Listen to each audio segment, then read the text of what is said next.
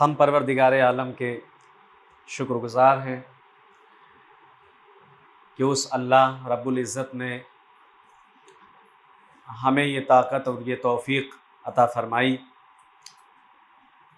کہ ہم اس کی عطا کردہ نعمتوں کے ذریعے، اس کی عطا کردہ توفیقات کے ذریعے، اس کی عنایتوں کے ذریعے سے اس منبر رسول پر آئیں اور آپ کی خدمت میں قرآن و حدیث، سیرت و کردار اہل بیت علیہ الصلاۃ والسلام، دین و مذہب اسلام اور اسلامیات کے متعلق کچھ باتیں آپ کی خدمت میں کریں۔ ہمیں بھی یہ توفیق ہے تو ہمیں بھی اس توفیق سے استفادہ ہوتا ہے، ہمیں بھی فائدہ ہوتا ہے، ہماری بھی روح کو، ہماری معنویت کو، ہماری زندگی کو بھی اس کام کی تمام تر خیر اور برکتوں کے جو ثمرات ہیں، اس کے جو فائدے ہیں ہمیں حاصل ہوتے ہیں۔ ساتھ آپ تمام لوگ نماز کے بعد، دعاؤں کے بعد، عبادتوں کے بعد،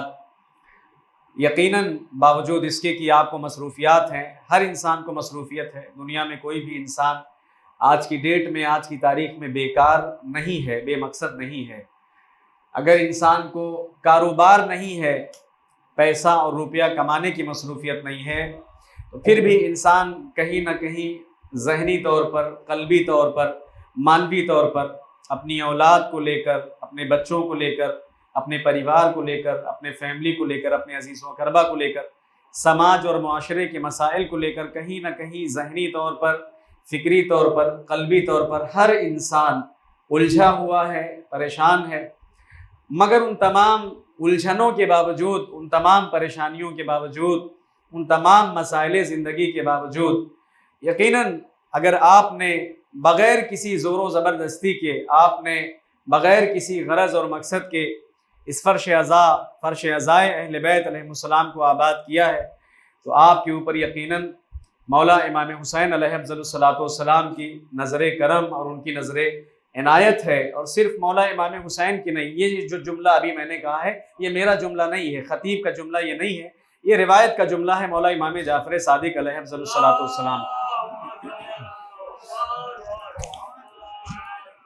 طویل روایت ہے، اس طویل روایت کے اندر امام نے فرمایا ہے کہ جب عزادار فرش عزا پر آتے ہیں، جب عزادار فرش عزائے امام حسین کو بچھاتے ہیں، تقریباً 2 سے 3 طبقے کے لیے اس روایت کو نقل کیا گیا ہے۔ ایک وہ انسان جو ہماری زیارت کرتا ہے، امام نے فرمایا زائر کے متعلق، ہمارا زائر، ہماری زیارت کرنے والا۔ دوسرا وہ مقیمین العزا، جو ہماری عزا قائم کرتا ہے، ہماری فرش عزا کو بچھاتا ہے۔ اور تیسرا جو امام نے فرمایا ہے والباقین علینا، اور فرش عزا بچھانے کے علاوہ وہ لوگ جو ہمارے اوپر گریا کرتے ہیں۔ اب ان کے گریا کرنے کی شرط نہیں ہے کہ وہ مسجد میں بیٹھ کر کے گریا کریں، امام باڑے میں بیٹھ کر کے گریا کریں، سڑک پر کھڑے ہیں وہیں امام کا جلوس، امام کا علم، امام کا پرچم، امام کی شبیہ اور تابوت اور دیگر چیزوں کو دیکھا وہیں کھڑے ہو کر کے رونے لگے۔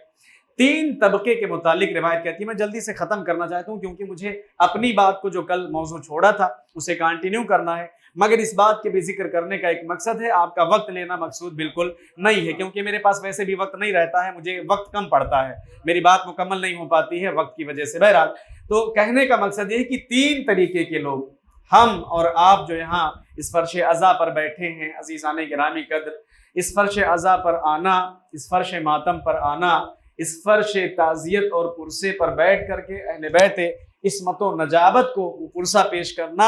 یہ اہل بیت کی نگاہ کرم اور ان کی نگاہ عنایت کا ضامن بنتا ہے، سبب بنتا ہے۔ لہٰذا چھٹے امام نے فرمایا کہ امام حسین علیہ السلام ایسے 3 طبقے کی طرف اپنی نظر کیمیا کرتے ہیں، اپنی نظر کرم کرتے ہیں، اپنی نظر عنایت فرماتے ہیں۔ ایک وہ طبقہ کہ جو طبقہ امام کی زیارت کے لیے جاتا ہے، امام مظلوم کی زیارت کرتا ہے، جو گروہ، جو طبقہ۔ دوسرا وہ طبقہ کہ جو فرش عزائے امام حسین کو بچھاتا ہے، اور تیسرا وہ طبقہ عزیزان گرامی قدر الباقین علیہ کہ جو امام کے اوپر گریا کرتا ہے۔ امام جب ان 3 طبقوں کو دیکھتے ہیں تو روایت کہتی ہے یستغفر لہم، پروردگار عالم کے ولی، حجت خدا، امام برحق، سرکار سید الشہداء، امام حسین علیہ افضل الصلاۃ والسلام اپنے ان محبوں، اپنے ان پیروکاروں، اپنے ان عزاداروں، اپنے ان ماتمداروں، اپنے اس پرسہ پیش کرنے والوں کو جب دیکھتے ہیں یستغفر لہم، تو ان کے لیے کیا کرتے ہیں؟ مغفرت کرتے ہیں۔ اب وہ چاہے زائر ہو جو زیارت کرنے کے لیے گیا ہو، چاہے فرش عزا بچھانے والا ہو، چاہے پھر فرش عزا یا اس کے علاوہ کہیں اہل بیت کی مصیبت اور ان کی مظلومیت پر گریہ کرنے والا ہو۔ عزیزان گرامی قدر، حد تو یہ ہے، اس روایت کو جب بھی کبھی پڑھتے ہیں تو بڑا عجیب لگتا ہے کہ ایسی روایات تاریخ کے اندر کم بیان کی گئی ہیں کتابوں کے اندر، مگر یہ عظمت ہے، اہل بیت کا مقام اور اہل بیت کا مرتبہ ہے، تو یقیناً جو فداکاری، جو ایثار اسلام کے راستے میں، دین کے راستے میں انہوں نے پیش کیا ہے، اس کے سامنے یہ بڑا کم اجر ہے جو اللہ نے انہیں عطا کیا ہے، یعنی ان کے ذریعے سے ہم تک جو چیزیں پہنچائی ہے، ورنہ تو وہ جو بھی کچھ عطا کر دے اس کی مرضی اور اس کے کرم اور اس کے فضل اور اس کے لطف میں کوئی کمی عزیزان گرامی قدر نہیں ہے۔ امام مغفرت کی دعا کرتے ہیں اپنے نزاداروں کے لیے، ماتمداروں کے لیے۔ اچھا، جب اپنے ہاتھوں کو دعا کے لیے بلند کرتے ہیں تو اپنے جد ماجد یعنی پیغمبر خدا، اپنے والد گرامی امام امیر المؤمنین، اپنی والدہ ماجدہ حضرت فاطمہ الزہرا اور اپنے بھائی مولا امام حسن کی طرف مخاطب ہوتے ہیں۔ پہلے تو خود اپنے دستے دعا کو بلند کرتے ہیں، استغفار کرتے ہیں، یستغفر لہم، ان کے لیے خود امام حسین طلب مغفرت کرتے ہیں پروردگار سے۔ اس کے بعد اپنے ان آباء و اجداد، اپنی والدہ، اپنے بھائی، اپنے بابا، اپنے جد ماجد کو پکارتے ہیں، انہیں بلاتے ہیں، انہیں متوجہ کرتے ہیں اور ان سے کہتے ہیں کہ اے بابا، اے نانا، اے والدہ گرامی، اے بھیا، یہ ہمارے عزادار ہیں، یہ ہمارے ماتمدار ہیں، یہ ہمارا پرسہ پیش کرنے والے ہیں، یہ بغیر کسی غرض اور بغیر کسی ضرورت کے ہماری مجلس میں آئے ہیں۔ یہاں انہیں آٹے کی بوریاں نہیں دی جائے گی، یہاں انہیں 500 روپے 1000 روپے کا لفافہ نہیں دیا جائے گا، نہیں، یہ ہماری محبت میں آئے ہیں، یہ ہماری مظلومیت، ہمارے مصائب کو سننے کے لیے آئے ہیں، یہ ہم سے محبت کرتے ہیں اس لیے آئے ہیں، لہٰذا اے بابا، اے نانا، اے والدہ گرامی، ہم نے ان کے لیے اپنے دستے دعا کو بلند کیا ہے تاکہ ان کی مغفرت کے لیے اور ان کے درجات کی بلندی کے لیے پروردگار عالم کی بارگاہ میں ہم دعا کریں۔ ہم آپ سے بھی التجا کرتے ہیں کہ آپ بھی ان کے لیے اپنے ہاتھوں کو بلند کیجئے اور ان کے حق میں دعا اور طلب مغفرت کیجئے۔ ایک صلوات پڑھ دیں محمد و آل محمد پر۔ یہ کیا ہے؟ مقام ہے عزیزان گرامی قدر، اس عزادار کا، اس ماتمدار کا، اس شب زندہ دار کا، اس پرچم دار کا، اس تعزیہ دار کا، اس سیاہ پوش کا کہ جو کالے کپڑے، سیاہ کپڑے پہن کر اہل بیت عصمت و نجابت کو پرسہ پیش کرتے ہیں۔ اور مجھے بہت اچھا لگا، 4 دن 5 دن اگرچہ سوہانہ میں مجلسیں پہلے کبھی جب تلوجہ میں، جب وہاں حوزے میں ہم پڑھا کرتے تھے تو ممرہ میں بہت آنا جانا ہمارا ہوتا تھا، 10 سال کا عرصہ بڑے فاصلے سے رہا، بہت زمانے کے بعد یہاں مجلس کا سلسلہ رہا، مگر پھر بھی جس تعداد میں مومنین یہاں ہوتے ہیں یا سنتے ہیں، جبکہ ہم نے دیکھا ان 3 دنوں میں، 4 دنوں میں، 5 دنوں میں کھانے پینے کا انتظام یا پروگرام عام طور پر نہیں ہے۔ کھانا جب رہتا ہے تو یقیناً کہیں نہ کہیں اس کی وجہ سے بھی غذا ہے، تبرک ہے، شفقت اس سے ملتی ہے لوگوں کو، شفا اس سے ملتی ہے لوگوں کو، وہ بھی بہرحال انسان کی زندگی کی ایک ضرورت ہے، تو مومنین پھر بھی کثرت سے ہوتے ہیں۔ مگر الحمدللہ اس چیز کو ہم نے محسوس کیا ہے ان 3-4 دنوں میں کہ کھانے کے نہ ہونے کے باوجود بھی تعداد اچھی خاصی مومنین کی الحمدللہ مجلس کے اندر رہتی ہے۔ بہرحال پروردگار عالم انشاءاللہ تعالی آپ سے اس عبادت کو، اس عظیم پرسے کو، ان ایام میں جو کہ مصیبت کے بڑے ایام اہل بیت عصمت و طہارت کے اوپر جو گزرے ہیں، گزارے گئے ہیں، پروردگار آپ کے درجات کو بلند کرے۔ یہ جو ہمارے جوان ہیں، ہمارے جو دوستان ہیں، فرحان بھائی، دیگر معصوم بھائی اور بہت سارے جو مومنین اعزاء آپ لوگ جو یہاں بیٹھے ہیں، بہرحال سب کے نام سے مجھے واقفیت نہیں ہے، لیکن دعا میں سب کے لیے دل سے اور اپنی زبان سے، اپنے قلبی اور مانوی نقطۂ نظر سے دعا کرتا ہوں کہ پروردگار اس توفیق میں، اس عمل میں دن دونا رات چوگنا اضافہ فرمائے۔ اور پروردگار اسی کے ساتھ ساتھ ہمارے جوانوں کو بالخصوص جیسے فرحان بھائی دیگر ان کی جو کمیٹی ہے، ان کے جو جوان ہیں جو بالخصوص اس 17 دن 18 دن میں مجلسیں برگزار کرتے ہیں اور 3-4 خطبہ ذاکرین بالخصوص علماء کو ممبر کے اوپر لے کر کے آتے ہیں اپنے نقطۂ نظر سے، اپنے بزرگان کی دیدگاہ سے کہ عالم آئے اور بیٹھ کر کے یہاں گفتگو کرے، تو ان کی بھی توفیق کے لیے، ان کے مال دولت دنیا میں اضافے کے لیے، ان کی صحت اور ان کی عافیت کے لیے، اور عزیزان گرامی قدر ان کے والدین اگر زندہ ہیں تو ان کی زندگی میں خیر و برکت کے لیے، اور اگر اس دنیا سے چلے گئے ہیں تو ان کی درجات کی بلندی کے لیے، اور آپ تمام اعزاء ایک مرتبہ بلند تر صلوات پڑھ دیجئے محمد و آل محمد پر۔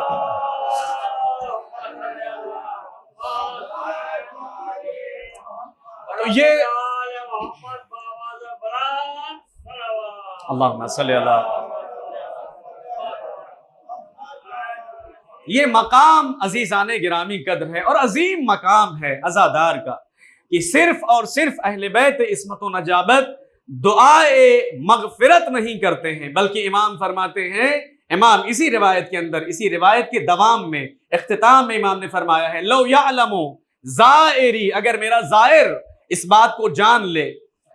یا میری عزا کو برگزار کرنے والا جان لے، یا مجھ پر گریہ کرنے والا یہ جان لے کہ پروردگار عالم نے اس کے لیے کیا انعام اور کیا اکرام رکھا ہے، اگر اس بات کو درک کر لے، جان لے کہ ہماری مجلس، ہمارے ماتم، ہماری عزا، یہ جو فرش عزا بچھائی جاتی ہے اور ہمارے لیے ذکر و تذکرہ ہمارے مصائب مناقب کے ہوتے ہیں، اگر اس کی فضیلت، اس کی عظمت، اس کی اہمیت اور اس کے احترام میں جو انعام و اکرام ایک عزادار کے لیے، ایک مومن کے لیے، ایک محب اہل بیت کے لیے اللہ نے قرار دیا ہے، امام فرماتے ہیں اگر یہ جان لے، لو یعلمو، اگر یہ جان لے، اس بات کو درک کر لے، تو یہ اپنے مقام سے، اپنی جگہ سے، یعنی جس جگہ پر یہ بیٹھا ہوا ہے، لرجع ضاحکا ومستبشرا ومسرورا، یہ اپنے منزل کی طرف، اپنے گھر کی طرف خوش ہوتا ہوا، ہنستا ہوا، اپنی ذات اور اپنے وجود کو بشارت دیتا ہوا جائے گا، عزیزان گرامی کا بشارت دیتا ہوا اپنے آپ کو جائے گا کہ کیا کام میں نے کیا ہے۔ اب وقت میرے پاس نہیں رہ گیا، کل کی آخری مجلس ہے، فضیلت وغیرہ کی اکثر جتنی روایتیں ہوتی ہیں بہت کم پڑھنے کی کوشش میں نے کیا ہے، اگرچہ میں دونوں پہلو پر مجلسیں پڑھتا ہوں، فضائل و مناقب اہل بیت کو بھی، اور جس نہج پر یہ مجالس آج کل چل رہی ہیں اس نہج کے اوپر بھی، پھر بھی آپ کو یہ بتائیں کہ جو مقام اہل بیت علیہ السلام کا ہے عزیزان گرامی قدر، اس پر فرمایا کہ یہ بشارت حاصل کرتے ہوئے جائے گا۔ پیش نظر میرے جناب ابو ذر کی روایت ہے، امام کے چہرے کو جب دیکھا تو کہا کہ کیا مقام ہے؟ کہا اتنا عظیم مقام ہے کہ اگر انسان جان لے تو اسے دارین کی، یعنی زمین اور آسمان، اور اس زمین اور اس آسمان کے اندر جو کچھ ہے وہ تمام خیر اور خوبیاں اگر جمع کر دی جائیں تب بھی ایک محب اہل بیت کے لیے، ایک عاشق محمد اور آل محمد کے لیے، ایک ایسے انسان کے لیے کہ جو علی سے دوستی اور محبت اور ان کی پیروی اور اطاعت کرتا ہے، اس سے بھی زیادہ بڑھ کر کے ہے عزیزان گرامی کا، تو بہت عظمت ہے۔ تیسرے مقام پر اسی روایت کے دوام میں امام نے فرمایا لرجع، یہ پلٹے گا اپنے منزل اور اپنے گھر کی طرف، ضاحکا ومستبشرا، بشارت دیتے ہوئے اپنے آپ کو ہنستا ہوا اور خوش ہوتا ہوا۔ امام فرماتے ہیں جب وہ یہاں آتا ہے اور یہاں سے جاتا ہے، تو جب آتا ہے تو اس کے آنے کی کیفیت کچھ اور رہتی ہے، مگر جب یہاں سے جاتا ہے تو امام فرماتے ہیں اس طریقے سے جاتا ہے کہ جیسے ابھی اپنی ماں کی آگوش میں اس دنیا میں پیدا ہو کر کے آیا ہو۔ اس روایت کا مطلب عزیزان گرامی قدر یہ ہے کہ اس کے ما تقدمہ وما تأخرہ، جو گزر چکے ہیں اور عزیزان گرامی قدر جو گناہ اس نے انجام دے دیے ہیں، ان تمام گناہوں کو، آنے والے گناہوں کو، ہونے والے گناہوں کو، جو اب تک گناہ اس نے انجام دیا ہے، پروردگار عالم اس کے دامن سے ان تمام گناہوں کو بخش دیتا ہے اور اس کے درجات کو اتنا بلند کرتا ہے کہ یہ ایک معصوم بچے کی طرح ہو جاتا ہے، جو معصوم بچہ ابھی پیدا ہو کر اس دنیا میں آیا ہو۔ ایک صلوات پڑھ دے محمد و آل محمد پر۔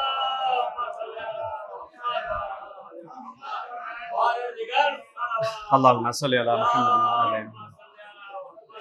بڑی روایتیں ہیں. ابھی مقصود میرا عزادار کی عظمت، ان کی اہمیت، ان کے مقام اور مرتبے کو پڑھنے کا نہیں ہے، بس یہ ایک روایت تبرک کے طور پر آپ کی خدمت میں پڑھ دیا ہے. کتابوں کے اندر، بڑی بڑی کتابوں کے اندر، بہار الانوار کے اندر، مسائل الشیعہ کے اندر، من لا یحضرہ الفقیہ کے اندر، الکافی کے اندر، دیگر کتابوں کے اندر بڑی بڑی عظیم روایتیں اس فرش عزا کی عظمت، اس کی اہمیت کے اوپر، اس فرش عزا پر آنے والے مومنین کی عظمت، ان کی اہمیت کے اوپر بڑی روایتیں عزیزان گرامی قدر ذکر ہوئی ہیں. لہٰذا جو اعزاء، جو محترم سامعین یہاں تشریف لاتے ہیں اور بیٹھتے ہیں، وہ اپنے مقام کو کم یا ہلکا ہرگز نہ سمجھیں اور ہرگز محسوس نہ کریں. یہاں مقام عزیزان گرامی قدر عظمت اہل بیت علیہم الصلوۃ والسلام اور ان کے انتصاب کی وجہ سے انسان کا بلند کر دیا جاتا ہے. ایک صلوات پڑھ دیجئے محمد و آل محمد پر.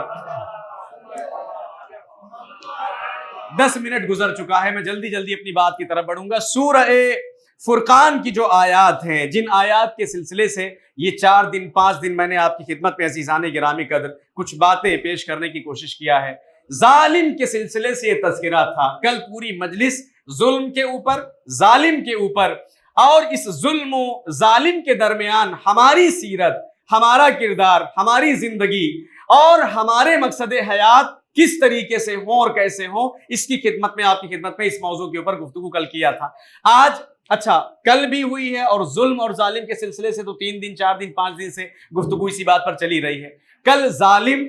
کافر، فاسق اور منافق تقریباً 4 درجے آپ کی خدمت میں ذکر کیے تھے. ان کا مقام کیا ہوگا، ان کی فریاد کیا ہوگی، ان کے توبہ کے متعلق قرآن نے، پروردگار نے کیا کہا ہے، اس بات کو بھی کل آپ کی خدمت میں پیش کیا تھا. اور یہ کہ ہرگز ہرگز کوئی سفارش اور ہرگز ہرگز کوئی شفاعت ان کے حق میں، ان کے سلسلے میں قبول قیامت کے دن نہیں کی جائے گی. تو اس پیرائے پر کل پوری گفتگو آپ نے سنا ہے. لہٰذا یہ حق بنتا تھا کہ جب ظالم کا تذکرہ، کافر کا تذکرہ، فاسق کا تذکرہ اور منافق کا، جب اس 4 طبقے کا تذکرہ ہو گیا، تو مومن کا بھی تذکرہ ہونا چاہیے، مومنون کا بھی تذکرہ ہونا چاہیے کہ ان کے متعلق دین نے کیا کہا ہے، ان کے متعلق قرآن نے کیا کہا ہے، مومن کی ذمہ داریوں کے متعلق اسلام ہم سے کیا کہتا ہے. عزیزان گرامی قدر، تو کل کی مجلس اگر آپ کے پیش نظر ہے تو آج کی مجلس میں انشاءاللہ تعالی یقیناً آپ کو جو بھی فیض ہم سے پہنچ سکے گا ہم پہنچائیں گے. ایک صلوات پڑھ دیجئے محمد و آل محمد پر.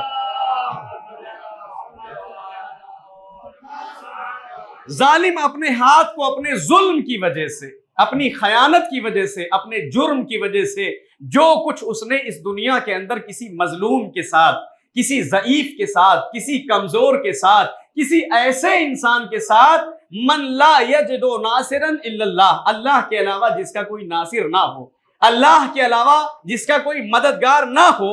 اگر ظالم نے اس کے اوپر ظلم کیا ہے تو یہ اپنے ظلم کی وجہ سے یعزو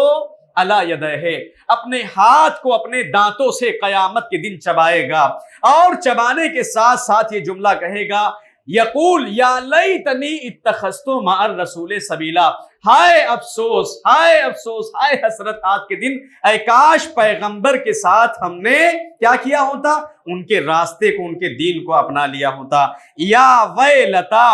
لیتنی لم اتخذ فلانا خلیلا، ہائے حسرت میرے اوپر، اے کاش میں نے فلاں شخص کو، اے کاش میں نے فلاں انسان کو اپنا دوست اور اپنا ساتھی نہ بنایا ہوتا. کل کی مجلس میں آپ کی خدمت میں اس آیت کو بھی پیش کیا تھا، سادتنا و کبراءنا، اپنے سید و سردار اور اپنی قوم کے بزرگوں کی طرف باقاعدہ اشارہ کر کے کہیں گے کہ پروردگار عالم، انہوں نے ہمیں گمراہ کیا تھا تیرے دین سے، انہوں نے ہمیں منحرف کیا تھا تیرے راستے سے، انہوں نے ہمیں ہٹایا تھا اسلام کے راستے سے، لہٰذا ان کے اوپر ربنا آتنا ضعفین من العذاب، آج کے دن ان کے اوپر 2 گنا عذاب نازل کر، جتنا عذاب ہم پر ہے اس سے زیادہ ان کے اوپر آج عذاب نازل کر، کیونکہ ہماری آج اس حالت کی جو وجہ اور سبب ہے وہ یہ لوگ ہیں. عزیزان گرامی، اب وہ دین کے رہبر، دین کے لیڈر، دین کے امام، بہت سارے امام دین کے ہیں، 365 کتنے امام دین کے عزیزان گرامی قدر بن گئے، جبکہ نبی نے کچھ زیادہ سلسلہ نہیں کیا تھا، صرف اپنے بعد 12 اماموں کو اس زمین پر چھوڑا تھا، اور اس 12ویں امامت کی آج بھی ذات پر، اس کی شخصیت پر، اس کے وجود پر پورا عالم، پوری دنیا کا اتفاق ہے عزیزان گرامی قدر کہ مہدی من ولد فاطمۃ الزہرا، یہ جو آخری زمانے میں قیامت سے پہلے حکومت الہیہ قائم ہوگی، نافذ ہوگی، جس حکومت کے سید و سردار مولا امام زمانہ امام مہدی ہوں گے، من ولد فاطمۃ الزہرا، وہ اولاد فاطمہ زہرا میں سے ہوں گے عزیزان گرامی قدر۔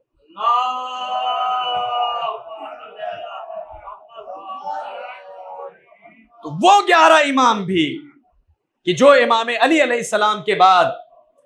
ان کا سلسلہ شروع ہوتا ہے، مولا امام حسین، مولا امام حسن، اور اس کے بعد ان کی ذریت سے، وہ بھی ولد فاطمہ میں سے ہیں، اور مہدی موعود بھی اولاد فاطمہ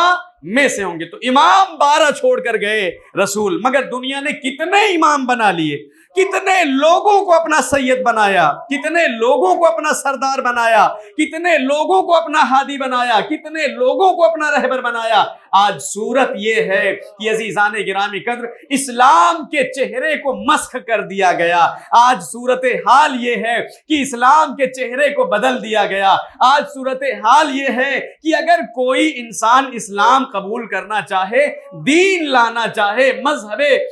پیغمبر پر آنا چاہے، پروردگار عالم کے دین اور اسلام کو قبول کرنا چاہے، تو وہ اور زیادہ حیرت و ضلالت میں چلا جاتا ہے کہ میں کروں کیا؟ اسلام میں اتنے فرقے، اتنے مذہب ہو گئے، اتنی قومیں ہو گئی، اتنے امام ہو گئے، اتنے ہادی و رہبر ہو گئے کہ پتہ ہی نہیں چلتا کس کا راستہ حق ہے، کس کا راستہ باطل ہے، کس کا دین صحیح ہے، کس کا دین غلط ہے۔ مگر عزیزان گرامی قدر یہ زیادہ بڑا کوئی مسئلہ نہیں۔ پیغمبر اکرم نے اپنی ہی زندگی میں صحیح بخاری کی روایت کے مطابق جب پیغمبر اکرم کا وقت اخیر آیا، ان روایات کو مسلم نے، بخاری نے اور صحاح ستہ کی دیگر کتابوں کے اندر سنن وغیرہ میں تذکرہ کیا گیا ہے، 3 مرتبہ پیغمبر اکرم نے اپنے اہل بیت کے متعلق فرمایا، اذکرکم اہل بیتی، اذکرکم اہل بیتی، اذکرکم اہل بیتی، میں تو جا رہا ہوں اس دنیا سے، میری تو آنکھ بند ہونے والی ہے، مگر میں تمہارے درمیان 2 گراں قدر چیزیں چھوڑے جا رہا ہوں، ایک اللہ کی کتاب اور ایک میری اطرت، میرے اہل بیت ہیں۔ آپ دیکھیں عزیزان گرامی قدر کتنا مختصر کیا ہے، کتنا سمیٹا ہے دین کو، کتنا مشکل کو آسان کیا ہے۔ 365 احکام قرآن کے اندر اللہ نے نازل کیے ہیں۔ نماز کا احکام اللہ نے نازل کیا، روزے کا احکام اللہ نے نازل کیا، بہت سارے امر بالمعروف نہی عن المنکر کا احکام نازل کیا، جہاد کے احکام نازل کیے، خمس و زکوٰۃ کے احکام نازل کیے، دنیا بھر کے احکام اگر آپ پڑھنے لگے تو طہارت سے لے کر دیت تک عزیزان گرامی قدر 300 سوا 300 ساڑھے 300 کتنے احکام بنتے ہیں کہ جن کی ہزاروں لاکھوں شاخیں بنتی ہیں احکام کی، دین کی۔ مگر آپ دیکھیے عزیزان گرامی قدر کہ پیغمبر نے بڑے واضح طور پر اس چیز کو کہہ دیا کہ دیکھیں روزہ رکھنے، اچھا اس بات سے، یہ چونکہ ایک ذمہ داری والی بات ہے، اس کو خطیبوں کے انداز سے ہرگز آپ نہ سنیے گا۔ کہتے ہیں عزیزان گرامی قدر کہ پیغمبر نے کبھی بھی جب نتیجہ پیش کیا ہے اپنی رسالت اور اپنی زندگی کا، جب جا رہے ہیں اور 2 چیزیں یا 1 چیز یا 2 چیز جب چھوڑ کر کے جا رہے ہیں، تو آپ دیکھیں پیغمبر نے یہ نہیں کہا کہ روزہ تمہارے درمیان چھوڑ کر جا رہا ہوں، روزے سے وابستہ رہنا، بھوکے پیاسے رہنا، ہرگز گمراہ نہیں ہوگے، نماز سے وابستہ رہنا، یہ بڑا باریک راستہ ہے، بڑا باریک مرحلہ ہے، اس کو سنبھال کر کے سنیے گا عزیزان گرامی قدر، ذمہ داری کے ساتھ نماز سے وابستہ رہنا، میرے بعد ہرگز گمراہ نہیں ہوگے، جہاد سے وابستہ رہنا، تلوار نیزے نکالنا اور ہر گلی کے اندر خون کھچر کرتے رہنا، اس کا گلا کاٹنا، اس کی جیب کاٹنا، اور ہرگز بھی تم گمراہ نہیں ہوگے۔ کیوں؟ کیونکہ مسلمان ہو، جہاد تمہارے اوپر فرض کیا گیا ہے، امر بالمعروف نہی عن المنکر، خمس ہے، زکوٰۃ ہے، تولا ہے، تبرع ہے، ہزاروں چیزیں ہیں۔ نہیں عزیزان گرامی قدر کسی بھی چیز کو نجات کا ذریعہ اور سبب پیغمبر نے نہیں قرار دیا، بلکہ نجات کا ذریعہ صرف 2 چیز قرار دیا، ایک اللہ کی کتاب کو قرار دیا، دوسری اپنی اطرت اور اپنے اہل بیت کو قرار دیا۔ کہا اگر ان کے ساتھ وابستہ ہو تو تم میرے بعد کبھی گمراہ نہیں ہو سکتے۔ सकते। اور عزیزان گرامی قدر فقط تمہاری گمراہی کا مسئلہ نہیں ہے، نماز کو بھی زندگی ان کے ساتھ ملتی ہے، روزے کو بھی حیات ان کے ساتھ ملتی ہے، جہاد کو بھی زندگی ان کے ساتھ ملتی ہے۔ یعنی اگر نماز ان کی ولایت کے ساتھ ہے تو نماز پھر نماز ہے، اگر روزہ ان کی امامت کے ساتھ ہے تو پھر روزے کو اہمیت حاصل ہے، ورنہ بھوک اور پیاس کے علاوہ انسان کو کچھ ملنے والا نہیں۔ ایک صلوات پڑھ دیں محمد و آل محمد پر۔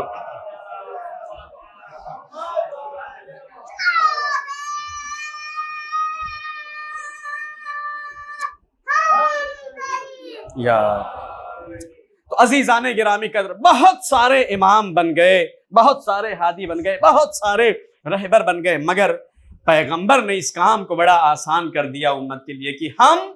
گراں قدر جو چیزیں چھوڑے جا رہے ہیں، جن سے دین کی زندگی ہے، جن سے دین کو بقا ہے، جن سے دین کو حیات ہے، جن سے دین زندہ رہے گا، جن سے دین کی آبرو باقی رہے گی، جو دین اور اسلام اور قرآن اور کعبے کی زندگی اور حیات ہیں، وہ ہمارے اہل بیت ہیں عزیزان گرامی قدر۔ اسی لیے کہنے والے نے بڑا خوبصورت جملہ کہا ہے، بڑا اچھا ایک شعر کہا ہے عزیزان گرامی قدر۔ عام طور پر شعر پڑھنے کا عادی نہیں ہوں، پڑھتا بھی نہیں، لیکن ذہن میں ایک بات آ گئی ہے تو پیش کر دیتا ہوں آپ کی خدمت میں۔ کہتے ہیں کہ دیکھیے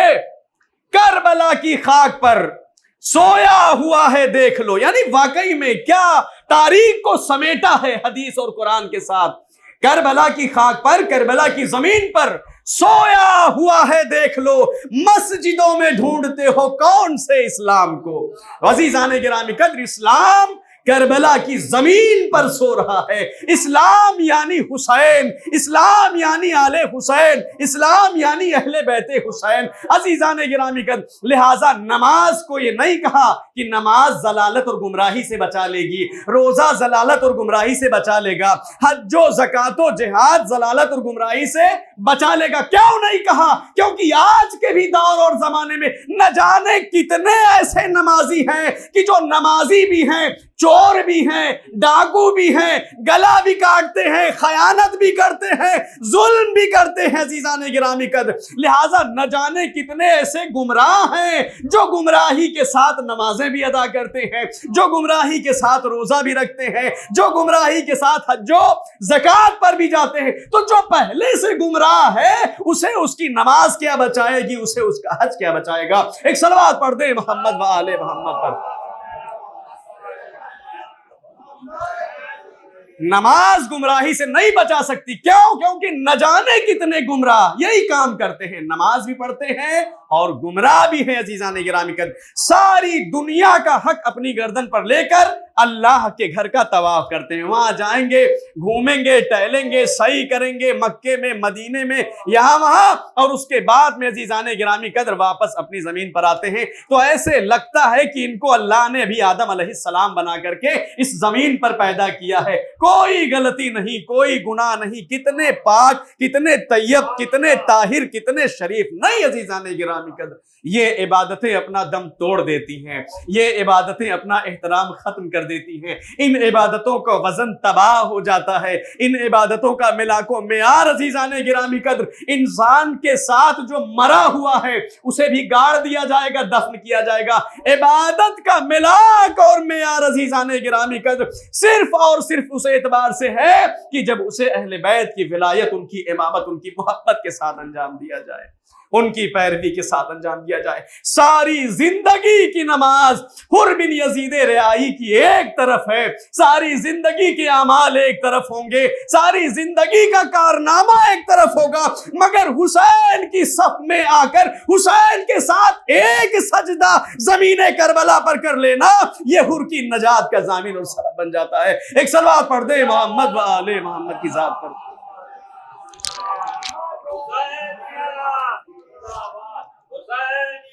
زندہ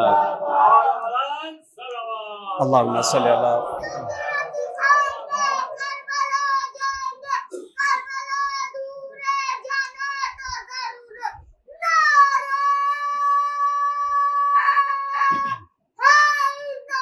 یا عزیزان گرامی قدر،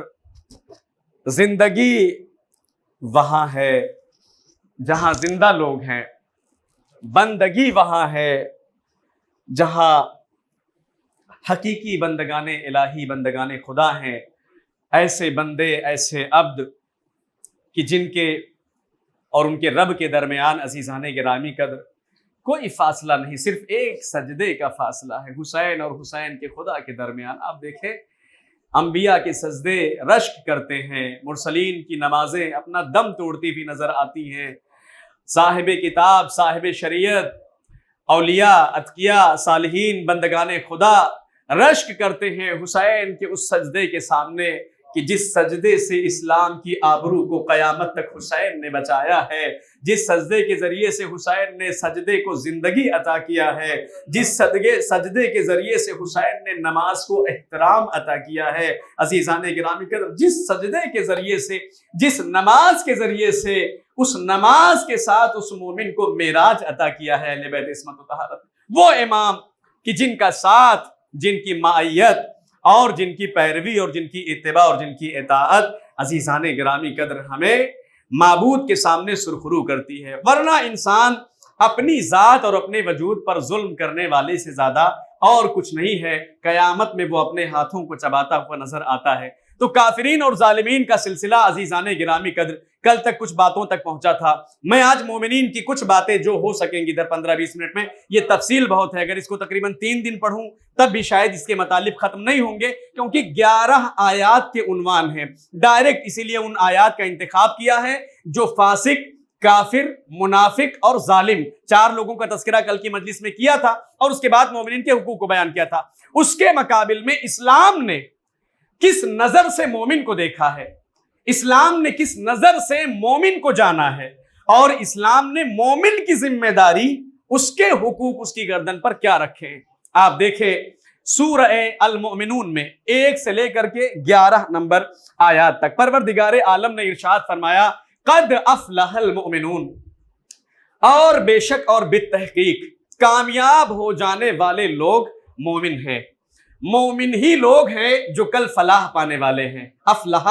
فلاح پانے والے ہیں، بہبودی حاصل کرنے والے ہیں، نجات پانے والے ہیں، کامیاب ہونے والے ہیں، سرخرو ہونے والے ہیں، عزتوں کے ساتھ، نعمتوں کے ساتھ، پروردگار عالم کی شاباشیوں کے ساتھ، اس کے شکر کے ساتھ، ہے نا، سعیم مشکورہ سورۃ الدہر کے اندر بہت سارے ایسے لوگ ہوں گے کہ جن کی سعی کے اوپر، جن کی کوشش کے اوپر پروردگار مشکور ہے، ہم اس کی نعمتوں پر اس کا شکریہ ادا کرتے ہیں، مگر کچھ بندے، کچھ اصحاب، کچھ اشخاص، کچھ لوگ، اور ظاہر سی بات ہے وہ کوئی اور نہیں، اہل بیت عصمت و طہارت علیہم الصلوۃ والسلام۔ ایک صلوات پڑھ دیجئے محمد و آل محمد پر، کہ کچھ لوگ قیامت کے دن ہوں گے قد افلح المؤمنون، مومنون جو کہ فلاح پانے والے، کامیاب ہو جانے والے لوگ ہوں گے عزیزان گرامی قدر۔ اب آپ دیکھیں 2-3 باتیں میں سوچا تھا کہ آج پڑھوں گا، 2-3 باتیں کل پڑھ دوں گا، جو آج ہو گئی آج، جو بچ جائے گی اسے متصل کرتے ہوئے کل آپ کی خدمت میں پیش کر دیں گے۔ اب سب سے پہلی بات تو یہ ہے، سب سے پہلی چیز، یوں تو سینکڑوں روایتیں ہیں، یعنی ہزاروں، پورے باب کتابوں کے اندر لکھے گئے ہیں، ان کو سمیٹنا، جمع کرنا، اکٹھا کرنا مشکل ہے، مگر تھوڑی سی 2-3 باتیں میں آپ کی خدمت میں ضرور روایات اہل بیت کے ہمراہ پیش کر دینا چاہتا ہوں۔ ایک مرتبہ صلوات پڑھ دیجئے محمد و آل محمد پر۔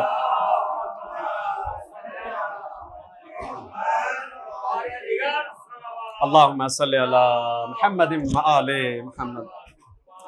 قد افلح المؤمنون، قرآن نے کیا کہا؟ کامیاب ہونے والے کون لوگ ہیں؟ مومن ہیں، صاحبان ایمان ہیں عزیزان گرامی قدر، وہی جو صاحبان ایمان ہیں۔ اب یہ الگ بات ہے، ایمان کی شرطیں بہت ساری ہیں، ایمان کے لیے بہت ساری کنڈیشنز اللہ نے رکھی ہیں، بہت سارے اس کی وجہیں بیان کی ہیں، وہ ساری چیزیں جب پائی جائیں گی تب انسان صاحب ایمان بنتا ہے، مگر کچھ چیزیں پھر بھی آپ کی خدمت میں ہم پیش کر دیں جو ہمارے لیے اور آپ کے لیے مفید ہوگی۔ یہ جو ایمان والے ہیں، یہ جو مومنون ہیں، جو فلاح پانے والے ہیں، کامیاب ہو جانے والے ہیں، کون لوگ ہیں؟ یہ ایمان کیا ہے آخر؟ ایمان کی حقیقت کیا ہے؟ ایمان بنتا کن چیزوں سے ہے؟ کیسے ایمان وجود میں آتا ہے؟ عزیزان گرامی قدر، آپ دیکھیں محاسن کے اندر اس روایت کو پیغمبر خدا صلی اللہ تعالی علیہ وآلہ وسلم سے نقل کیا گیا ہے۔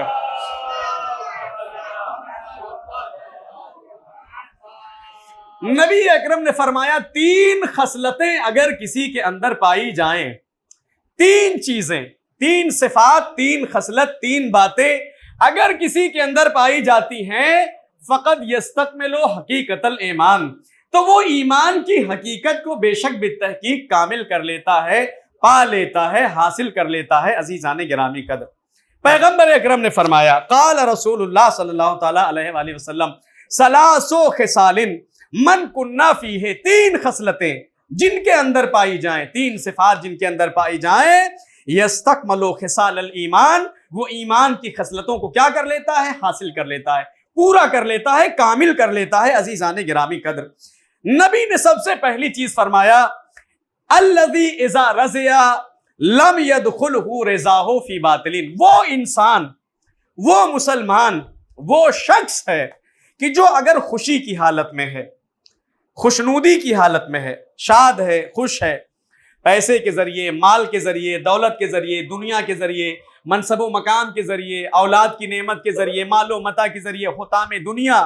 جو بھی چیزیں ہیں، خوشی انسان کو کب میسر ہوتی ہے؟ بھائی میرے پاس روٹی نہ رہے تو میں تو کبھی خوش نہیں ہو سکتا نا، چہرہ بتاتا ہے نا، چہرہ اتر جاتا ہے، پہ لٹک جاتا ہے چہرہ، نگاہیں مرجھائی سی رہتی ہیں، چہرہ اترا سا رہتا ہے، انسان کا بات کرنے کا دل نہیں کرتا، ہنسنے کا دل نہیں کرتا، کوئی اگر اچھی بات بھی کہے تو اس کی اچھی بات بھی کڑوی لگتی ہے۔ یہ کب ہوتا ہے؟ عند سلب النعمہ وعند نزول النقمہ، جب عذاب، جب بلا، جب آزمائش انسان کے اوپر نازل ہوتی ہے، یا جب نعمتوں کو اس سے سلب کر لیا جاتا ہے، چھین لیا جاتا ہے، دور کر لیا جاتا ہے۔ اور خوش کب ہوتا ہے؟ مال جب مل جائے، پیسہ مل جائے، خوب دولت مل جائے، اچھی نوکری اور جو ہے اچھی سروس انسان کو مل جائے، اچھا گھر ہے، اچھا بنگلہ، اچھی گاڑی، اچھا گھوڑا، اچھا رہن سہن، اچھا کھان پان، اچھے ٹھاٹ باٹ، پورے مکمل مزے میں۔ تو جب انسان کی کیفیت یہ رہتی ہے تو انسان خوش رہتا ہے، مسکراتا رہتا ہے، ہنستا رہتا ہے، خوش رہتا ہے۔ یہ الگ بات ہے کہ وہ اللہ کے عذاب اور عطاب سے مطمئن رہتا ہے۔ اگرچہ ایسی کیفیت کے اندر نہج البلاغہ کے اندر امام نے فرمایا،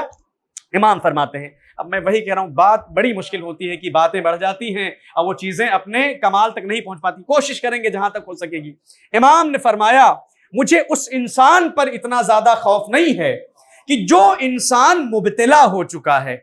جو انسان آزمائش میں پڑ چکا ہے، جس پر مصیبت نازل ہو چکی ہے، اس کے متعلق اتنا خوف نہیں ہے۔ مجھے خوف اس انسان کے متعلق ہے جو بالکل صحیح ہے، جو بالکل سالم ہے، جو بالکل توانا ہے، جو بالکل تندرست ہے، نعمتیں ٹھسی پڑی ہیں جس کے پاس، بالکل کھچا کھچ بھری ہوئی ہیں اور ایک دم موج مستیوں کے ساتھ یہ جی رہا ہے۔ امام فرماتے ہیں، احوج الناس، لوگوں میں سب سے زیادہ، احوج کہا جاتا ہے سب سے زیادہ محتاج انسان کو، لوگوں میں سب سے زیادہ محتاج انسان دعاؤں کا اور اپنے رب کے لطف و عنایت کا وہ انسان ہے جو انسان صحت و سلامتی کے ساتھ ہے، توانائی کے ساتھ، نعمتوں کے ساتھ، ساری چیزیں جس کے پاس ہے۔ کیوں؟ امام نے فرمایا، کیونکہ جو مبتلا ہے، جسے تم مبتلا دیکھ رہے ہو، عذاب میں، بیماری میں، مال کے ذریعے، اولاد کے ذریعے، مکان کے ذریعے، دنیا کی نعمتوں کے ذریعے، یہ جو آزمائش میں گھر چکا ہے، اس کے اوپر اس کے حق اور حصے کی اور جو نوعیت اور کیفیت کی بلا مصیبت تھی وہ آ چکی ہے، وہ مبتلا ہے اس کے اندر۔ مگر یہ جو صحیح سالم اپنے چھت کے نیچے بیٹھا ہوا ہے، امام کہہ رہے ہیں اس کے متعلق زمانے نے کیسے حادثے اور واقعے اپنے دامن میں چھپا کے رکھے ہیں یہ کوئی نہیں جانتا ہے۔ کس نوعیت کی مصیبت اس کے اوپر آئے گی، کس نوعیت کی بلا اس کے اوپر آئے گی، کیسا حادثہ پیش آئے گا، اسے کس طریقے کی آزمائش سے آزمایا جائے گا، یہ کوئی نہیں جانتا۔ لہٰذا امام فرماتے ہیں کہ یہ سب سے زیادہ کیا ہے؟ مستحق کی دعا ہے۔ احوج بالدعاء، دعا میں سب سے زیادہ استحقاق رکھتا ہے کہ یہ اپنے لیے روئے، گڑ گڑائے، دعا کرے۔ اسی وجہ سے کہا گیا ہے کہ مومن وہ نہیں ہے کہ جس کی کیفیت مالداری میں، رخاوت میں، نعمتوں میں الگ ہو اور غربت میں، فقر میں، ناداری میں الگ ہو، نہیں، بلکہ مومن کے لیے کہا ہے فی السراء والضراء، خوشیوں میں، نعمتوں کی بحالی کے وقت جب نعمتیں رہتی ہیں یہ تب بھی اپنے رب کے ساتھ ویسے ہی رابطے میں رہتے ہیں، تب بھی ویسے ہی دعائیں کرتے ہیں، تب بھی ویسے ہی نمازیں پڑھتے ہیں، تب بھی ویسے ہی صدقات نکالتے ہیں، تب بھی ویسے ہی نیکیاں کرتے ہیں، تب بھی ویسے ہی لوگوں کے اوپر احسان کرتے ہیں، تب بھی ویسے ہی ان کا رویہ دوسروں کے ساتھ رہتا ہے۔ اور ذرہ میں جب یہ آزمائشوں میں گرفتار کر دیے جاتے ہیں، بلاؤں میں آ جاتے ہیں، مصیبتوں میں آ جاتے ہیں، تو بھی ان کا رویہ ویسے ہی رہتا ہے۔ اسی وجہ سے عزیزان گرامی قدر اہل بیت عصمت و طہارت علیہ الصلوۃ والسلام نے فرمایا، اللہم صلی علی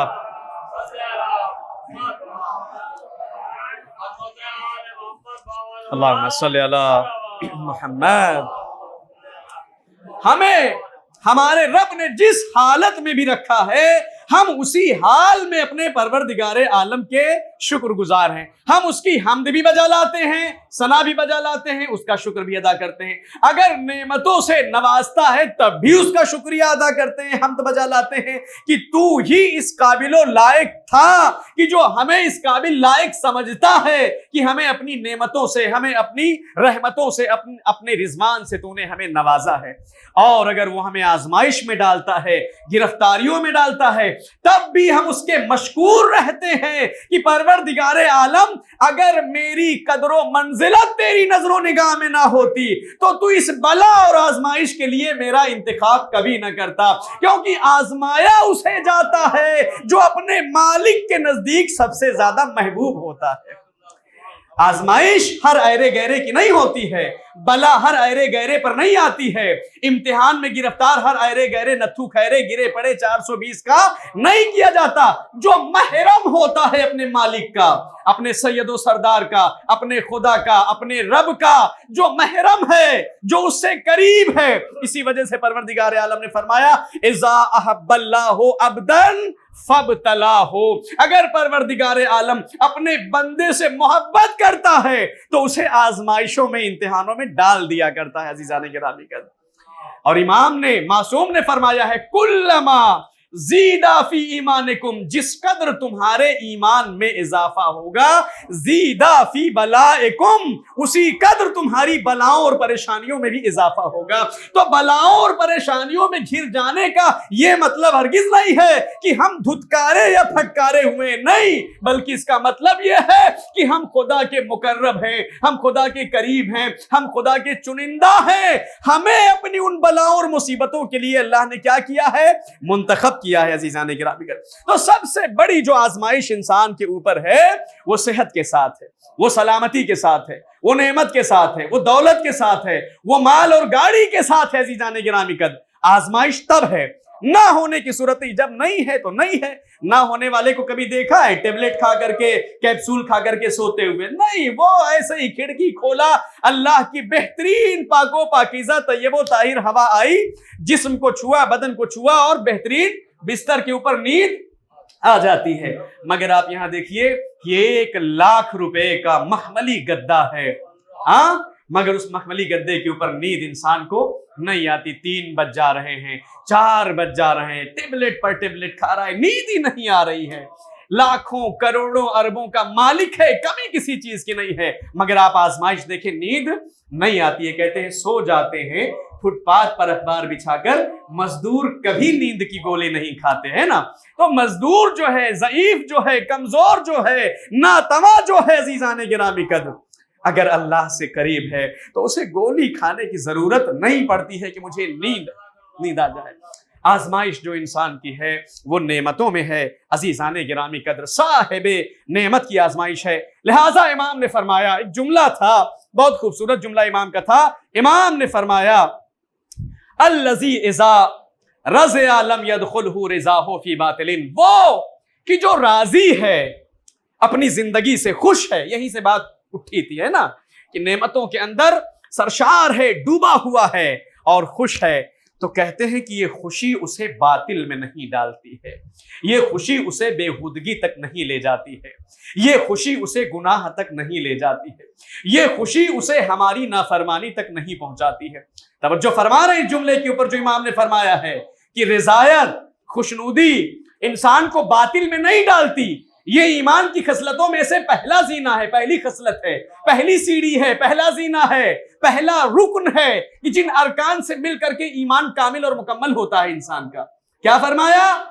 کہ جس کی رضایت، جس کی خوشنودی، اگر وہ مال و دولت کے ساتھ، نعمتوں کے ساتھ اپنی زندگی میں راضی ہے، خوش ہے، مزے میں ہے، آرام و آسائش میں ہے، تو اس مزے کا غلط اور ناجائز استعمال نہیں کرتا۔ لم یدخلہ فی باطل، اسے باطل میں نہیں ڈالتی ہے یہ چیز۔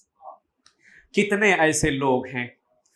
کہ جن کے پاس مال آیا، جن کے پاس دولت آئی، جن کے پاس پیسہ آیا، مگر آپ دیکھیں اللہ نے انہیں اپنے گھر سے دور کر دیا،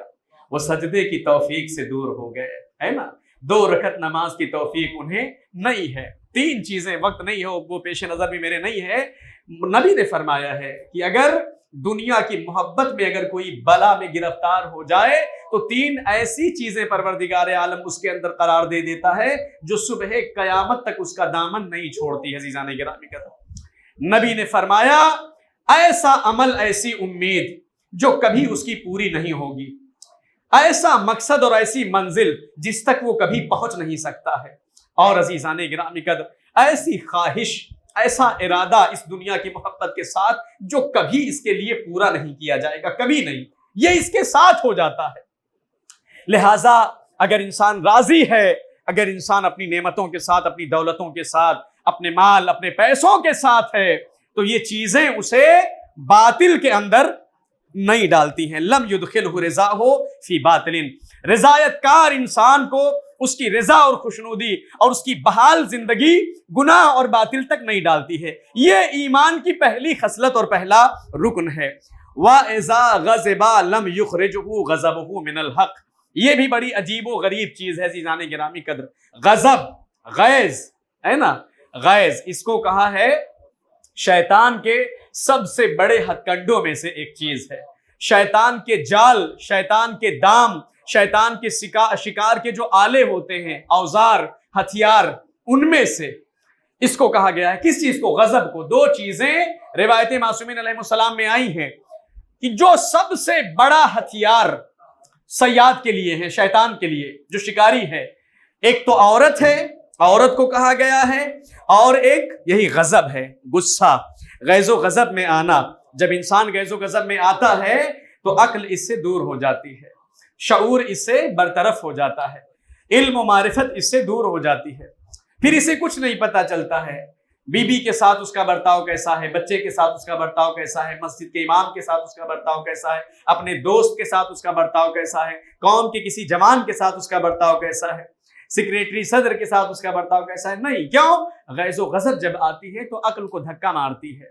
اور یہ عقل کی جگہ لے لیتی ہے آ کر کے، شعور اور معرفت کی جگہ یہ غیظ آ جاتا ہے، غضب۔ جب یہ اس کی جگہ پر آ جاتا ہے تو انسان اندھے کے مانند ہو جاتا ہے، نابینا کے مانند، اسے کچھ دکھائی نہیں پڑتا۔ امام نے کتاب نہج البلاغہ کے اندر فرمایا ہے کہ یہ جو غضب ہے،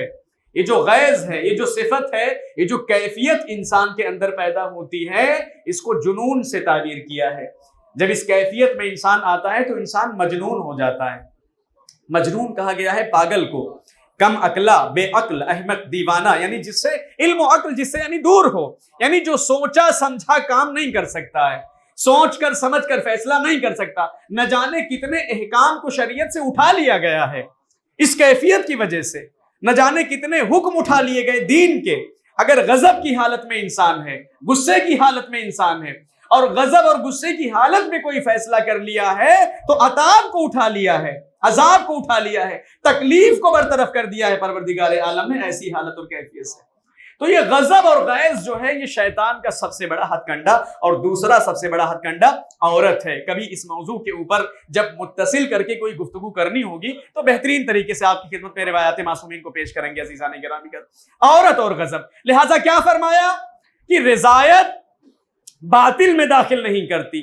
اور غیظ و غضب جب یہ غصے میں ہوتا ہے، دوسری چیز غیظ کے حالت میں، غصے کی حالت میں آپے سے باہر اور بے قابو جب ہو جاتا ہے تو کہتے ہیں لم یخرجہ غضبہ من الحق، اس حالت میں یہ حق سے دور نہیں ہوتا ہے، یہ چیز اسے حق سے باہر نہیں کرتی ہے،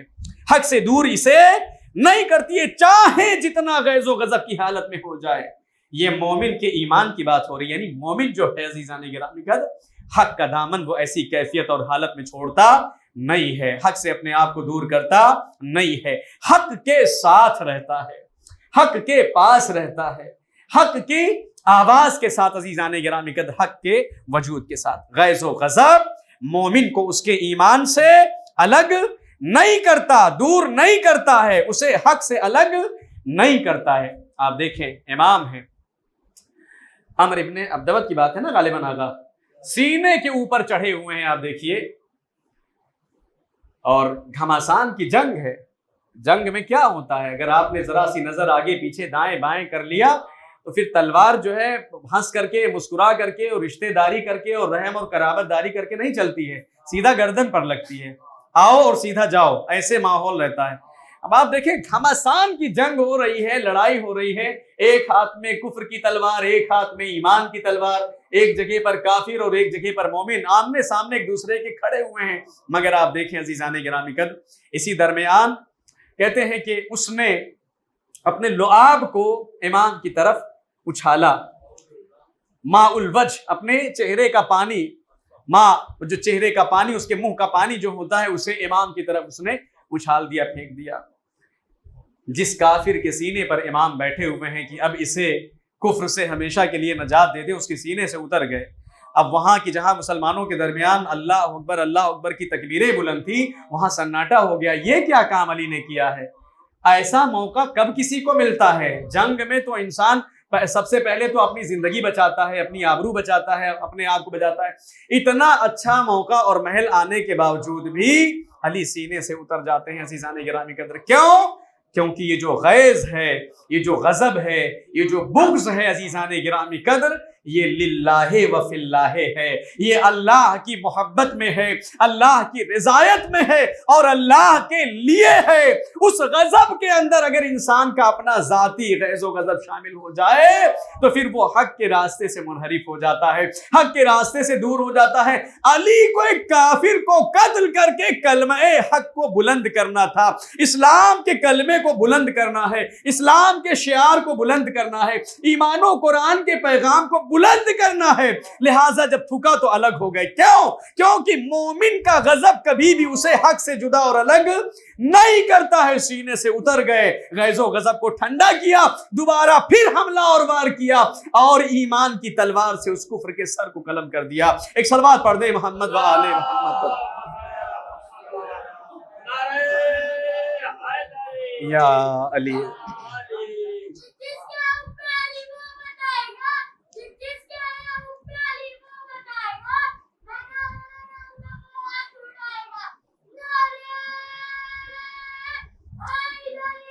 یا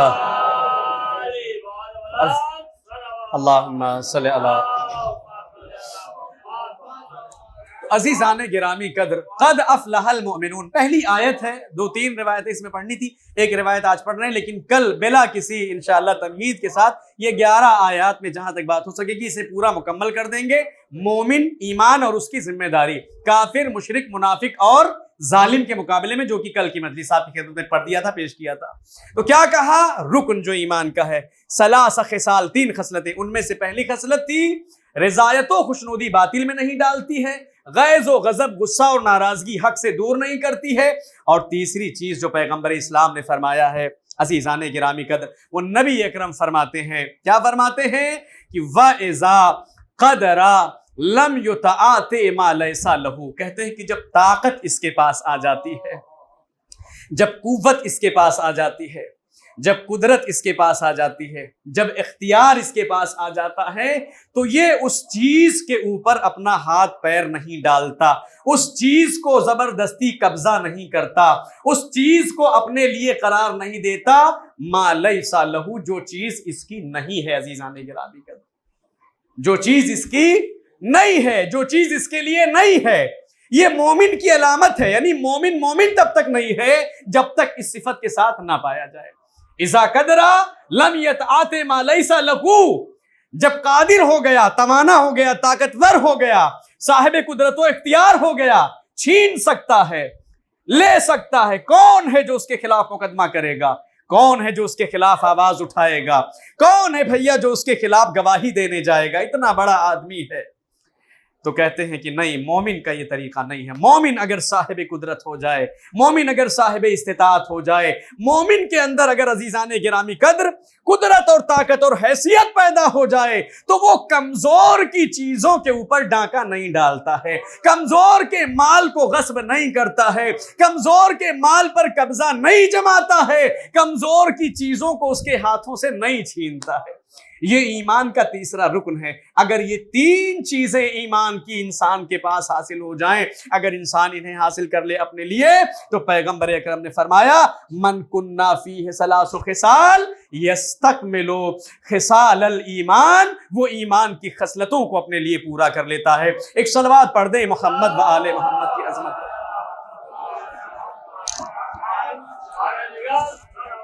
اللہم صلی اللہ علیہ وسلم۔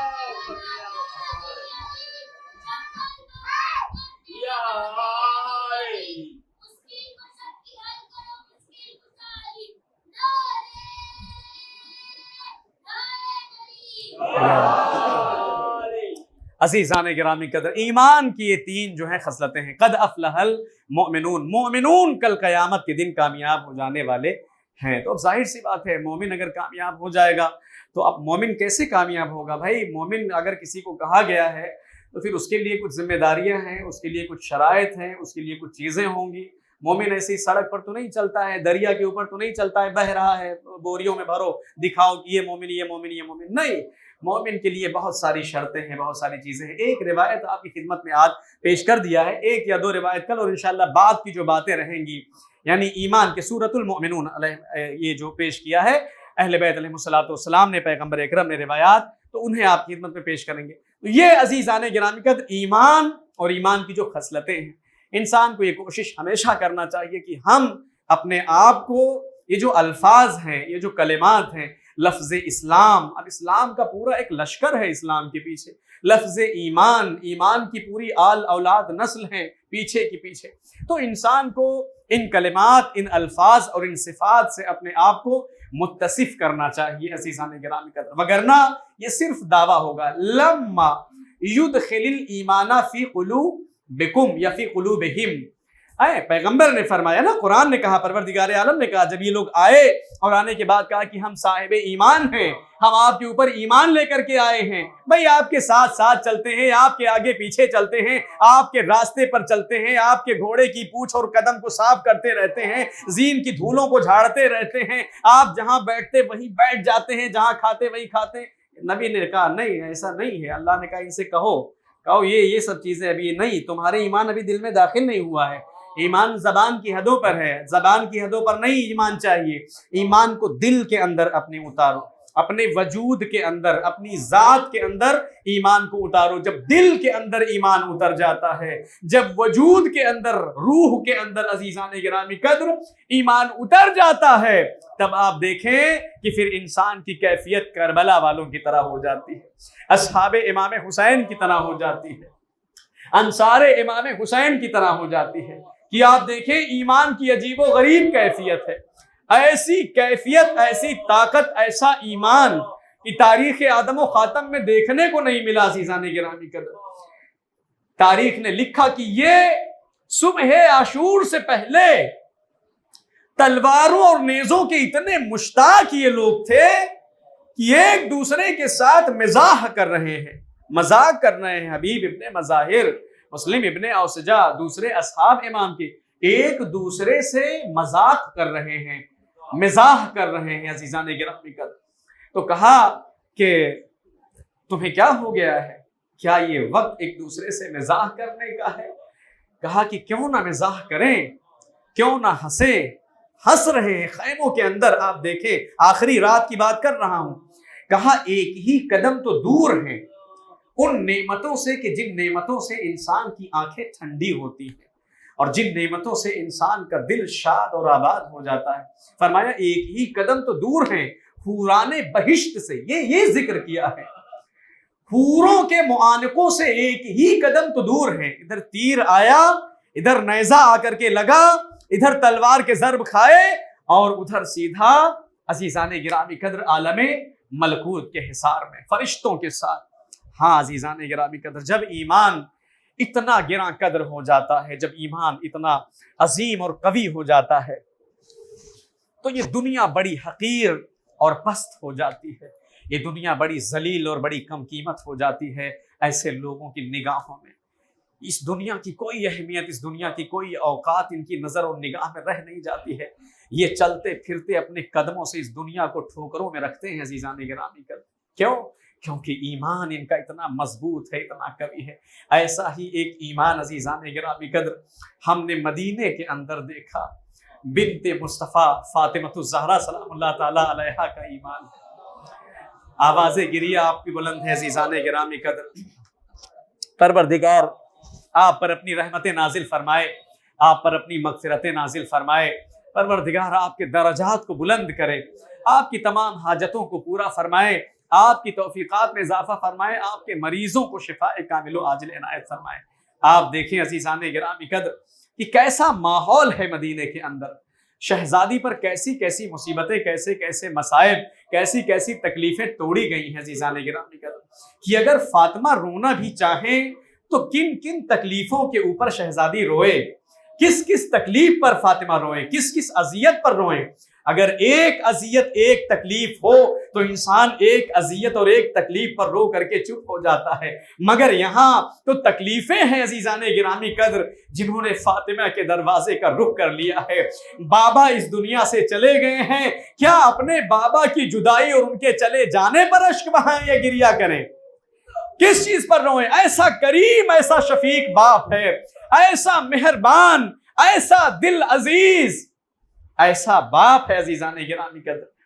کہ اس باپ کے چلے جانے پر فاطمہ گریہ کریں، روئیں، غم کریں، اشک بہائیں اپنی آنکھوں سے، یا اس باپ کے چلے جانے کے بعد اس گھر کی حرمت کو پامال کر دینے پر گریہ کریں کہ جس گھر کے لیے پیغمبر اکرم نے فرمایا تھا الا وَإِنَّا بَابَ فَاطِمَةَ بَابِي مَنْ ہَتَكَهُ فَقَدْ ہَتَكَ حِجَابَ اللَّهِ۔ آگاہ ہو جاؤ اور یاد رکھو کہ فاطمہ کا دروازہ میرا دروازہ ہے۔ اگر کسی نے فاطمہ کے دروازے کی حرمت کو پارا کیا تو اس نے اللہ کے حجاب کو پارا کیا ہے۔ آپ سوچیں عزیزان گرامی قدر، وہ بیٹی، وہ شہزادی ہیں۔ دو جملے مصائب کے، بس آپ آمادہ گریہ ہیں، میں آپ کے اور آپ کے اشکوں کے درمیان حائل نہیں ہوں گا۔ یہ وہی بیٹی ہے، یہ وہی شہزادی ہے، وہی بی بی ہے عزیزان گرامی قدر۔ ابھی 2 دن پہلے کی بات ہے، 3 دن پہلے کی بات ہے، سید المرسلین خاتم النبیین کی خدمت میں جب فاطمہ اپنے گھر سے نبی کے گھر، ان کی دیواری پر، ان کی چوکھٹ پر، ان کی ڈیوڑھی پر اپنا قدم رکھتی ہیں تو تاریخ بتاتی ہے کہ سید المرسلین اپنی مسند سے کھڑے ہو جایا کرتے ہیں، وَإِسْتَقْبَلَ الْفَاطِمَةَ، اور شہزادی کا استقبال کرتے ہیں، آگے بڑھتے ہیں۔ یہ جو آدم کے مولا ہیں، یہ جو نوح کے مولا ہیں، یہ جو عیسیٰ اور موسیٰ کے مولا ہیں، یہ جو ابراہیم اور اسماعیل کے مولا ہیں، یہ جو یوسف اور یعقوب کے مولا ہیں، یہ جو ایوب اور یونس کے مولا ہیں، یہ جو ادریس اور ذوالکفل کے مولا ہیں، وہ اپنی مسند سے کھڑے ہو جاتے ہیں، اپنی جگہ کو چھوڑ دیتے ہیں۔ کسی بادشاہ کی طرح نبی نہیں بیٹھا ہے کہ میں سلطان ہوں، میں نبی ہوں، نہیں عزیزان گرامی قدر، اس فاطمہ کے لیے اپنی مسند کو چھوڑ رہے ہیں جس فاطمہ کے لیے فرمایا فاطمہ اپنے باپ کا جز ہے، رسالت کا جز ہے، بضعۃ منی، میرا جز ہے۔ وہ نقطہ، وہ مرکز عزیزان گرامی قدر کہ جس مرکز اور جس نقطے کے اوپر امامت و نبوت آ کر کے پیوست ہوتی ہے، ملتی ہے۔ امام نے، نبی نے جس کے متعلق فرمایا، تاریخ بتاتی ہے، وہ بابا اٹھ جاتے ہیں اور اٹھ کر کے آگے بڑھ کر کے شہزادی کے ہاتھوں کو اپنے ہاتھوں میں لے لیتے ہیں اور ان ہاتھوں کو چومتے ہیں، ان ہاتھوں کو اپنی آنکھوں کے اوپر رکھتے ہیں۔ اس کے بعد اور قریب ہوتے ہیں، اور قریب ہونے کے بعد شہزادی کے چہرے کو اپنے ہاتھوں میں، اپنے دستے مبارک میں لے کر کے پیشانی کا بوسہ دیتے ہیں۔ آپ یقیناً پہنچ گئے ہیں کہ میں کیا پڑھنا اور کیا کہنا چاہ رہا ہوں، بس میں ختم کر رہا ہوں۔ کیا پڑھنا ہے عزیزان گرامی قدر، کیا رہ جاتا ہے اس کے بعد؟ چہرے کو اپنے ہاتھوں میں لے کر کے پیغمبر شہزادی کی پیشانی کا بوسہ دے رہے ہیں، چوم رہے ہیں۔ اور تاریخ بتاتی ہے، روایات میں خود پیغمبر نے فرمایا کہ جب کبھی مجھے فاطمہ سے، جب کبھی مجھے جنت کا اشتیاق ہوتا ہے یا جنت کی نعمتوں کا، تو میں فاطمہ کے وجود سے، میں فاطمہ کی ذات گرامی سے، میں فاطمہ کے نزدیک ہو کر ان کی خوشبو کو، ان کے چہرے سے، ان کے منہ سے عزیزان گرامی قدر اس خوشبو کو محسوس کرتا تھا جو جنت کی خوشبو تھی۔ اب آپ دیکھیں جو باپ عزیزان گرامی قدر اپنی بیٹی کے لیے اپنے مقام کو چھوڑ دیتا ہے، ہاتھوں کو ہاتھوں میں لے کر کے بوسے دیتا ہے، پیشانی کے اوپر بوسے دیتا ہے، اور عزیزان گرامی قدر ہاتھ کو پکڑ کر لا کر مسند رسالت پر بٹھاتا ہے، اس باپ کو ابھی 3 دن گئے ہوئے گزرا ہے۔ ارباب مقاتل نے لکھا ہے وکالت فاطمہ الزہرا، شہزادی کہتی ہے کہ جب میرا محسن شہید ہو گیا اور علی کے گلے میں انہوں نے رسی کا پھندا ڈالا اور گھر سے گھسیٹتے ہوئے باہر لے کر کے گئے۔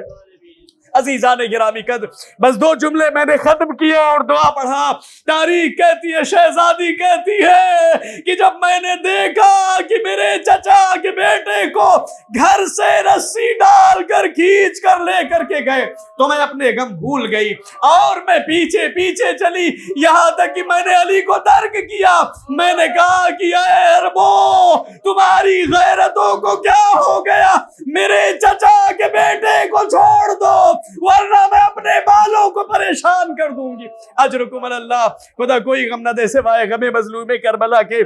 ہاں عزیزان گرامی قدر تاریخ بتاتی ہے جب شہزادی نے کہا تو ملعونوں نے چاروں طرف سے امام علی کو پکڑ رکھا تھا، کسی نے ہاتھ پکڑ رکھا ہے، کسی نے گلا امام کا پکڑ رکھا ہے اور رسی کا پھندا امام کے گلے میں ڈال رکھا ہے۔ تاریخ کہتی ہے کہ جب امام کو کھینچنے لگے تو یہ شہزادی جو مدافع ولایت ہے اپنے شوہر کے پیچھے پیچھے امام کے دامن کو پکڑ لیا تاکہ یہ امام کو چھوڑ دے۔ تاریخ بتاتی ہے اس ملعون اور حرام زادے نے اپنی تلوار کا دستہ نکالا اور فاطمہ کے ہاتھوں پر مارنا شروع کیا۔ ارباب مقاتل نے لکھا ہے کہ یہ تلوار کے دستے سے تب تک مارتا رہا جب تک زہرا کا ہاتھ علی کے دامن سے چھوٹ نہ گیا۔ فاطمہ الزہرا کہتی ہے اے بابا، تلوار کے دستے سے مجھے مارا، سوتوں کوڑے سے مجھے مارا، اس طریقے سے مارا کہ میرے ان بازوؤں کے اوپر دملج کے نشان، ایسے کالے زخموں کے نشان ہے۔ اے بابا، میں ان نشانوں کے ساتھ تیرے پاس آؤں گی۔ تاریخ بتاتی ہے عزیزان گرامی قدر بیٹا معصوم ہے، شہید ہو چکا ہے، شہادت ہو چکی ہے، حضرت محسن کی بی بی کے اوپر جلتے ہوئے دروازے کو گرایا جا چکا ہے، شوہر کی مدافعت میں پہنچی ہیں مگر شوہر کا ہاتھ پیر کوئی چھوڑ نہیں رہا ہے، ہاتھ پکڑے ہیں۔ تاریخ بتاتی ہے کہ اس نے کنفس کو حکم دیا کہ کنفس اپنے کوڑے کو نکالے، اپنے سوت کو نکالے، اس کوڑے سے اس نے مارا۔ جب اس کے بعد بھی شہزادی نے نہیں چھوڑا تو اس نے تلوار کے دستے سے مارا۔ یہ روایت پڑھ رہا ہوں، روایت آپ کو ضرورت ہوگی بعد میں آئیے گا، 1000 کتابوں کے ساتھ ان روایتوں کو پیش کر دوں گا۔ شہزادی بتاتی ہے کہ تلوار کے دستے سے پہلے یہ مارتے رہے، جب تلوار کے دستے سے انہوں نے مارا اور میرا ہاتھ چھوٹ گیا اور میں پھر دوبارہ دوڑ کر اپنے شوہر کو بچانے لگی تو اس نے اپنے پیروں سے رکضا برجلہ، اپنے پیروں سے میرے پہلو پر مارا، میں زمین پر گر گئی۔ میں نے اپنے بابا کو پکارا، مدینے میں کوئی نہیں ہے جو فاطمہ کی فریاد پر چلے، جو فاطمہ کی آواز کو سنا۔ تاریخ بتاتی ہے کہ شہزادی نے کہا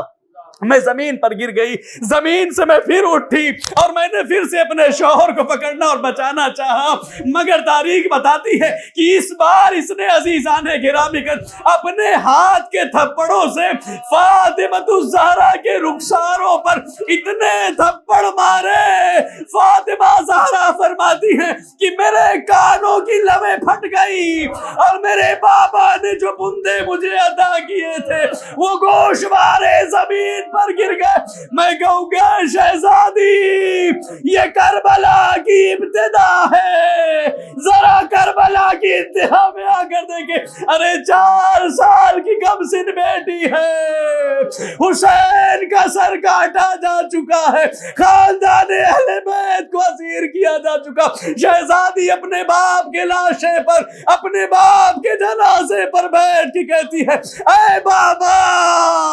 بیٹی سے پوچھو گے نہیں کہ کیسے کیسے مظالم ڈھائے گئے. اے بابا ظالم نے تماچے مارے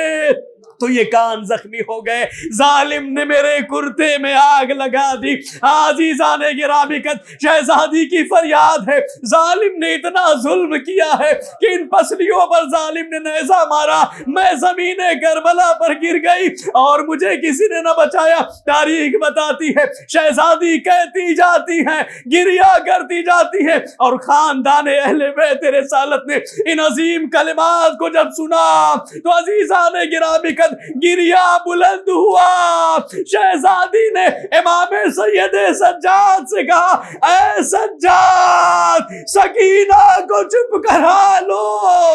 اب ہماری پشتوں پر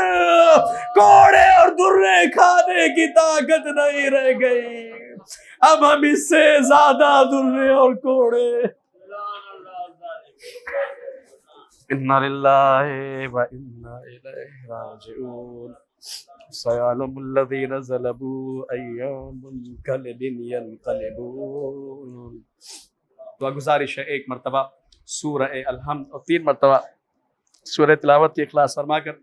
اخلاص کی تلاوت فرما کر اشفاق حسین ابن ممتاز حسین خاتون جہاں بنت لاڈلے مرزا، ان کے تمام عزیز و اقربا، متعلقین، ان کے وارثین جو بھی اس دنیا سے جا چکے ہیں، آپ تمام اعزاء اپنے والدین، اپنے متعلقین کو شہداء کربلا، اسراء کربلا علیہم الصلوۃ والسلام کی ذوات مقدسات کے ساتھ ہدیہ ثواب فرمائیے. بسم اللہ الرحمن الرحیم.